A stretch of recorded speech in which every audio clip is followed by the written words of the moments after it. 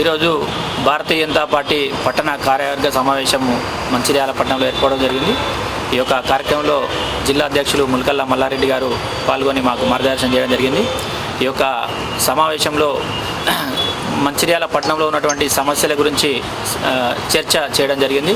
అందులో భాగంగా హమాలీవాడ ప్రాంతం మరి దాదాపుగా 30-35 వేల మంది ఉన్నటువంటి యొక్క ప్రాంతాన్ని అభివృద్ధి చేయలేకపోతున్నటువంటి ఇక్కడ ఉన్నటువంటి పాలకవర్గం మరి ఇప్పటికైనా కళ్ళు తెరిచి ఇక్కడ ఉన్నటువంటి ప్రజలకు అనుకూలంగా మరి దారి అండర్ బ్రిడ్జిలు కానివ్వండి, ఇప్పుడున్న పని జరుగుతున్నటువంటి అండర్ బ్రిడ్జిని త్వరగా తెరిపించాలని చెప్పేసి, అదేవిధంగా హైటెక్ సిటీ నుంచి రాజీవ్నగర్కు వెళ్ళేటటువంటి అండర్ బ్రిడ్జి గత 3 సంవత్సరాలుగా మూడో లైన్ పనులు జరుగుతున్న సందర్భంగా దాన్ని మూసేయడం జరిగింది.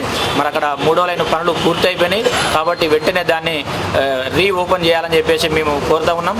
అదేవిధంగా హమాలీవాడ ప్రాంత ప్రజలకు అనుకూలంగా అక్కడ ఒక ఆటో స్టాండ్, అక్కడ ఆటోలు ఉండడానికి స్థలం లేకుండా అయిపోయింది కాబట్టి వాళ్ళకు ఆటో స్టాండ్ ఇప్పించాలని చెప్పేసి, అదేవిధంగా అక్కడ కూరగాయల మార్కెట్ కూడా ఆ ఏరియాలో ఏర్పాటు చేయాలని చెప్పేసి మేము డిమాండ్ చేస్తూ ఉన్నాం.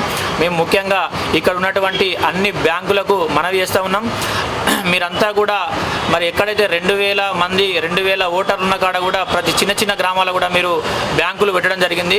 ఒక్క బ్యాంక్ కాదు, 4-5 బ్యాంకులు ఉన్నాయి. మరి ఇక్కడ మేము 30-35 వేల మంది ఉన్నాము. మాకు బ్యాంకు కాదు కదా, కనీసం ఏటీఎం కూడా మా హమాలీవాడ ప్రాంతానికి లేదు.